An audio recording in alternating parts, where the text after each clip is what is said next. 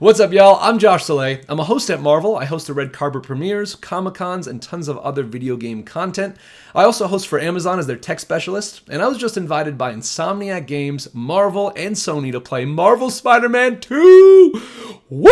Oh my god, y'all, it was insane. All these opinions and expressions are my own. They are not associated with Marvel at any way, even though I work with them. This is all my own thoughts and feelings. So let's dive right in. Keep in mind, the demo that I played was about 3 to 4 hours into the game, so Pete was already had his black suit on. If you don't want to know any spoilery Easter egg stuff and you want to experience that for yourself when you play the game, just either check the chapters out on the bottom of the YouTube page, so you can maybe go to Just Combat or Just Traversal, things that we've already seen in gameplay demos, or you can go ahead and watch the entire thing and know what I played and know what I experienced, because I'm going to go in depth on everything. I'm going to showcase some new gameplay footage that Sony has sent over to me to show you. I cannot wait. It was insane. So, without further ado, let's jump right in. So as soon as we got into the room, Sony was immersing us into this game, into this world. There were lights everywhere, Spider-Man logos everywhere. The receptionist was an Oscorp check-in, so it had Oscorp on the top. There's also a symbiote in glass as soon as you walked in that was kind of exploding, trying to escape. And this was the main room. There was a theater where we would sit in the beginning. Behind it was the life-size Pete and Miles, both in their Spider-Man outfits, with a spinning Spider-Man logo behind them. On the left side of it was the limited edition PS5 console, and on the right side of those statues were the limited edition statue, the 19 inches, if you will, of Venom. Bryan Intihar, the senior creative director of Insomniac Games, welcomed us in and gave an awesome speech showcasing new gameplay footage, talking new stuff about the game, and we were just from there on captivated nonstop. The map is twice the size of what it was in the previous games. You now have Brooklyn, you now have Queens that you can thwip across, and you can kind of do those wind tunnels through with web wings. The game takes place 9 months after the events of Marvel's Miles Morales. Insomniac really wanted to explore the life outside the mask. So Peter's relationship with MJ, Peter's relationship with Harry Osborn, and what that means now that Harry's kind of making his way into this new spider dynamic of friends. And also Miles Morales dealing with trying to get into college, writing a high school essay, dealing with Martin Lee not behind bars, whether he should put him back in jail or maybe do something a little bit more drastic and stop him from hurting people for good. You really see this dichotomy of Miles dealing with how to avenge his father, which was really cool. Pete and Harry have created the Emily May Foundation, which is a lab to basically honor Harry's mom and Pete's aunt and create incredible new tech that heals the world. And so we see that in the demo. Bryan mentioned there's going to be over 65 suits in the game, spanning from comics, movies, and their own original take. Woohoo, 65! That's crazy. We saw a little bit of the skill tree, and what was interesting about the skill tree is you not only skill up Pete, Miles separately, but also there's a combined skill tree that both of them have, and you can choose how you want to skill up Miles or Pete, whether you want an aerial combat Miles or more of a ground and pound. So my Miles will be different from your Miles, and you kind of check off or activate the skill you want to use throughout, and then you can switch those out whenever you want. So if you know you're getting into combat, maybe a non-aerial area, or if you want to get into a more area of effect situation, or parry more, or have more health, you can definitely switch those up. So it allows you to customize your spider people. After that new footage and information, we went to a new room, which was laid out and decorated in a carnival escape, just like what we've seen in previous gameplay trailers, that carnival level. There's carnival games that you can play and win prizes like a Spider-Man keychain or a poster, and they all had some cool like Easter eggs to them from Spider-Man villains. There was tons of photo opportunities. One you can kind of get behind like a symbiote type of thing to take a photo. Then there was another room that was Curt Connors Lab, so it was decked out in dark green, Spider-Man logo, flasks, and tons of other laboratory type of objects strewn across the table, computers, great photo opportunities that you could take. You even put a lab coat on if you wanted to. Another room was Kraven's throne room, or hunting lodge they called it. So there was the throne, there was the entire lineage of Kraven, there were animal heads on the wall like an elephant, a rhino, pelts on the ground. They even had suits of armor. And then from there they had the gaming area. You each had your own gaming pod that you could sit in, played as much as you want. I couldn't believe it. There was no time limit on it. You could have played for 3+ hours if you wanted. There was about 4 to 6, I want to say 6 campaign missions that you can play, and once you got to that last campaign mission, it would end. But you could whip around, collect a bunch of collectibles, take photos, do what you do in these Spider-Man games. We've been waiting for this. Let's get right into the gameplay, the demo. The demo starts off, you're as Pete in the black suit, and it's a cutscene. You're entering a chapel. Here to pick up a serum order for a Dr. Connors?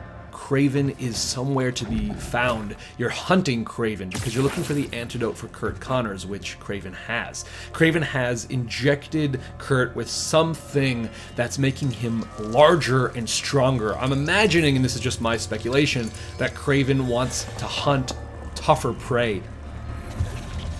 You have hunted me. This is good. And so he's enhancing these enemies.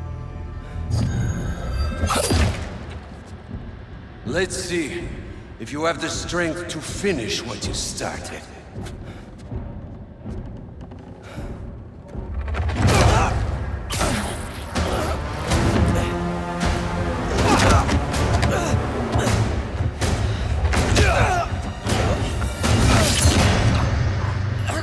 I see a man. I sense a beast.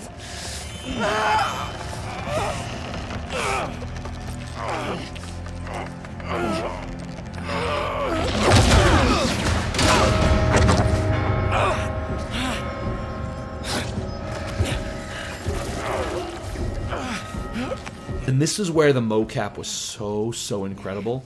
Kraven's face didn't even say a single word. Just looked at the bell, looked at Peter. Like, the cheeks were twitching, the eyes were changing. Like, you can read the thoughts that Kraven was having. That, oh, this bell hurts you.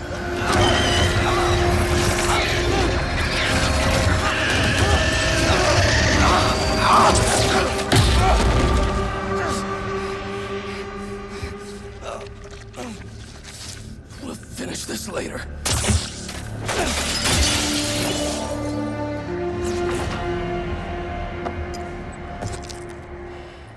My final hunt. What Peter does not know is the antidote has a GPS to it, so Kraven can track where Pete is going. Pete makes his way to the Emily May Foundation lab with Harry. They are now together. We're like, wait a second, does Harry know that Peter is Spider-Man? Because Peter's wearing the symbiote suit, but he's on the ceiling, so Harry can't see him. And you find out throughout this little cutscene that Harry does in fact know that Peter is Spider-Man. They're now looking for an antidote for Curt Connors. They're using the Emily May Foundation to do so. You do a little lab game, mini game that are very reminiscent of the first game that we did, but it's different, it's new. They then have this moment between friends that finish each other's sentences, which is like, oh, look, they've missed each other. They go to the particle accelerator, and this was really cool that I've never seen been done in a PlayStation 5 game before. Use the L2, R2 taptic triggers to balance and like not push too hard, not push too little, but find that sweet spot with both triggers. And they're giving you pushback to kind of fix the accelerator, and it's really cool. It's never been done in a game that I've played before. It might be out there somewhere, but I thought the way this game utilized the PS5 in ways that I've never seen before. From there, you fix the particle accelerator, but as you're doing so, Kraven's hunters come in, all these goons crash down, ruining the party. Quickly, cover the exits! Tell Kraven we have the spider!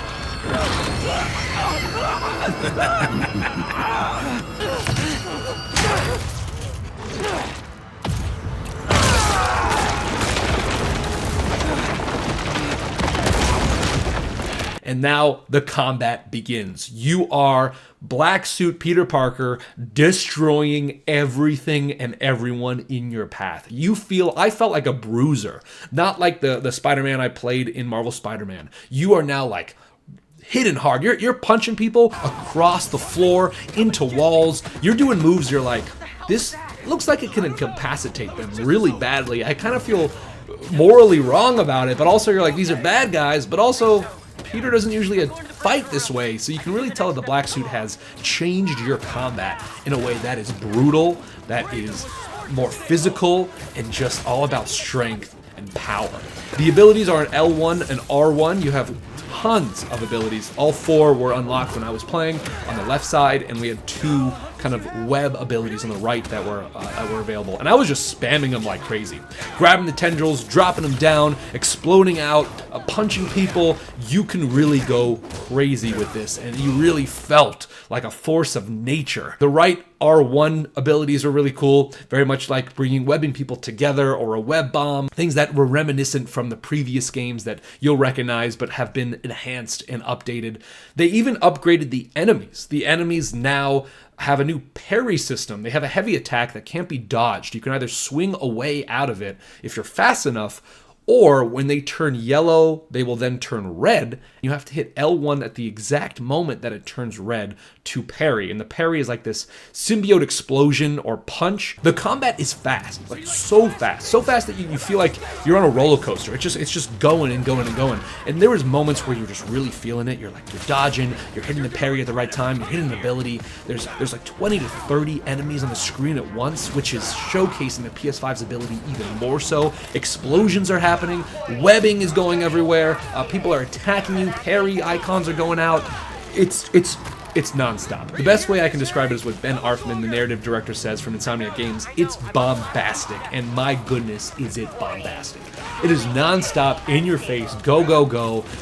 It felt like a Michael Bay movie, which was awesome. And this was a lot of the combat, that quick, fast, really powerful hits. Now, Miles, on the other hand, has a completely different way of fighting, and you really felt that when playing as Miles. He was more acrobatic, agile, quick, fast, punches here and there, juggling enemies, more area of effect abilities with his electrocutions and his venom blasts. Miles is not the bruiser that Pete is in this black suit. He is all about, hitting quickly, hitting another character, fighting fast enemies, and juggling. So you really felt the difference in combat with both players, and the traversal differences with both players, and that was insane, because the only experience we've had was playing with both was in each respective games. But now we can switch off within a moment's notice, and you can really feel the difference. Not only that, but the skill trees allow you to change each Spider-Man differently, so you can really just customize these characters to how you want. After you defeat all Kraven's goons, the lab gets destroyed, and it's all of Harry's work. And so you and Harry escape. Norman Osborn comes down in a helicopter. He's like, "Are you guys all right? Harry, are you okay?" Harry is defeated. Harry looks incredibly defeated.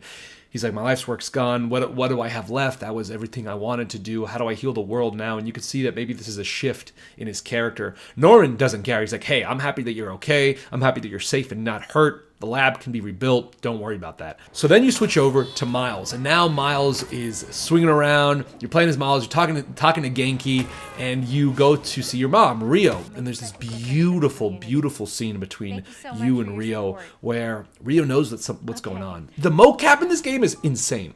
She looks at you. She's not talking, but she's making these head nods of "Speak to me. I'm here for you." These caring flinches in her chin and her eyebrows that you as the viewer can catch, and you're shocked that the mocap caught it too. Fine. Everything's good. Okay. It's just a lot right now. So much to take care of in the city. Super stressed about my college essay. Pete's busy doing other stuff. And Lee. He doesn't know if he should put Martin Lee behind bars or stop Martin Lee from hurting people forever. And we can know what that implies. And Rio is saying, you have to move on from the past. I moved on. You have to move on too. And you could see the water in their eyes from the mocap. And the chills that I got watching these two actors and then the animations behind this and the mocap perform, it was a movie. Where I want to go, not where I've been. ¿Entiendes lo que te digo? Yeah. But Lee? I can't just let him go. So Miles he goes to his dad's grave in Harlem. I don't know if I should avenge you. I don't know what to do. Help me out. And then you get a mission with Miles to go to the museum that Rio is helping with.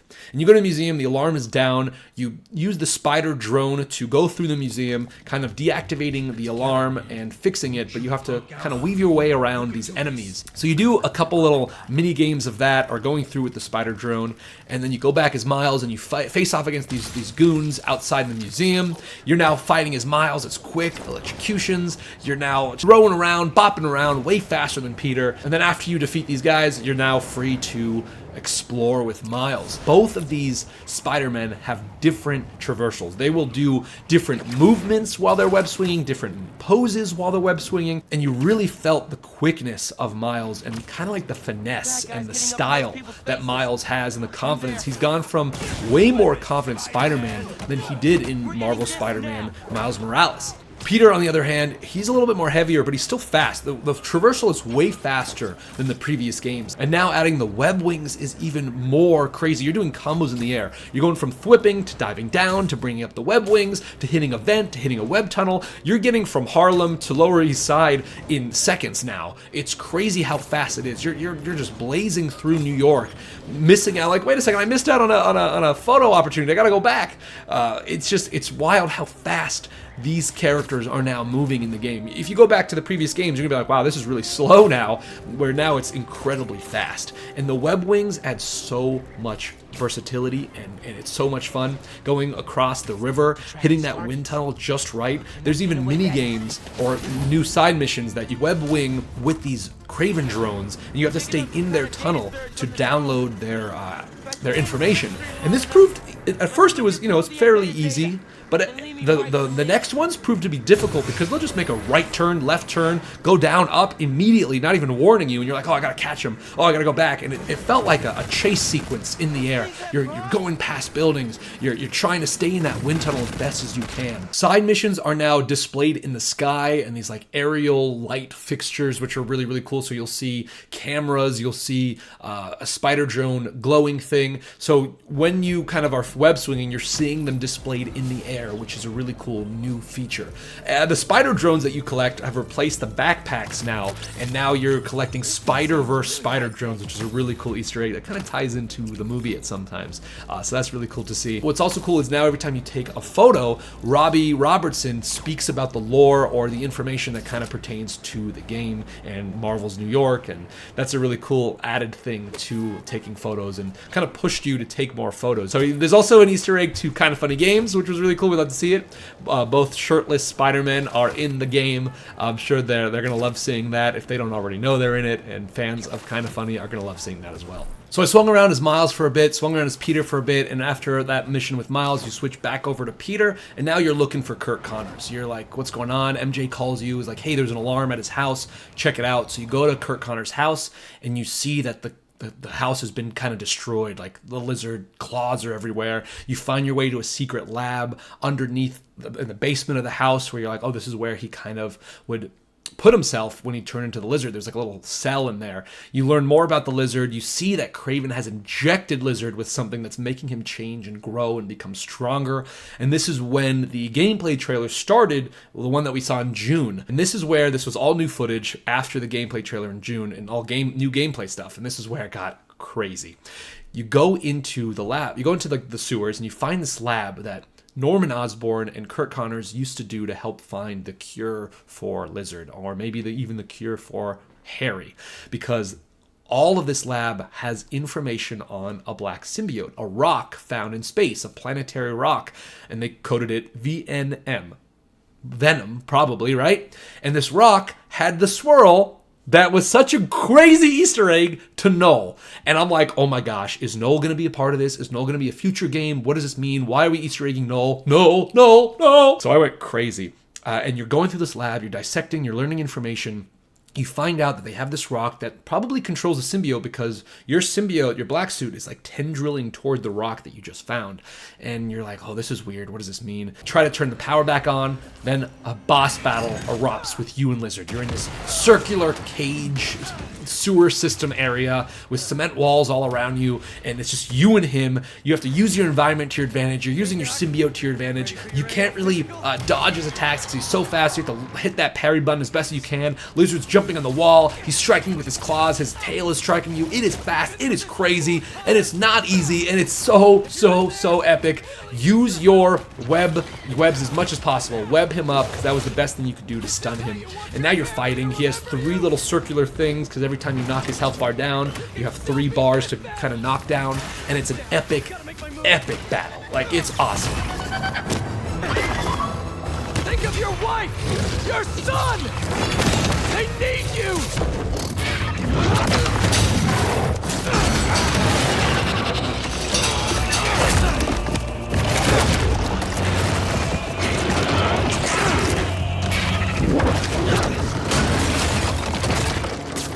That didn't work.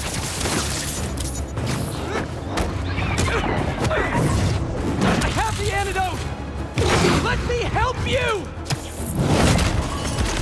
You get him down to 1 health bar left, he breaks out, and now it's a New York chase sequence. You are chasing him through the streets of New York, and it's a lot faster than the previous games. Cars are flying at you, Kraven's goons comes out of nowhere, now there's trucks behind you shooting at you, now they're shooting spike things at the Lizard, trying to like hold him down with the spike rope thing. So now there's like spike ropes connected to the Lizard's back, connected to the truck that are trying to stop him from moving, and he's like throwing with his body weight the trucks because he's so powerful. So you have trucks just swinging past you as you're going through New York, and you're going fast.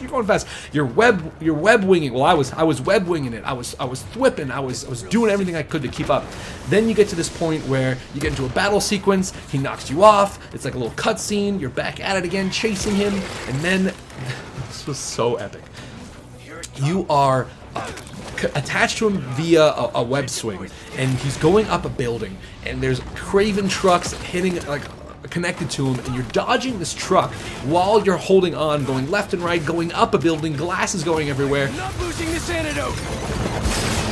Whoa!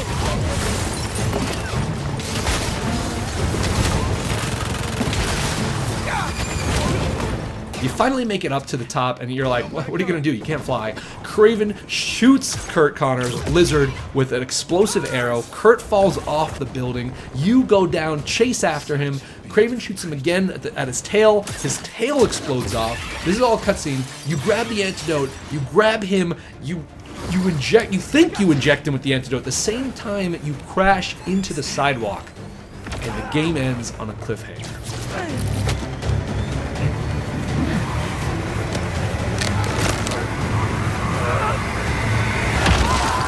Well, I don't know how they made it better, but they did. They did. It's just, everything just seems more enhanced. The graphics feel more enhanced. The feeling of it, the traversal, the fighting, everything just feels so much smoother and stronger. And I cannot wait for you guys to play this. And October 20th couldn't come soon enough. That was the event. That was the gameplay. Thank you so much for watching. I also interviewed some incredible Insomniac developers and writers of the game. You can check that on Marvel.com to see that interview and read about it. Obviously, check all new Marvel news. I'll be at New York Comic Con. Hopefully, I'll see you there. Come say hi to me at the booth, and let's talk about Marvel Spider-Man 2, y'all, because it can't come soon enough. Peace.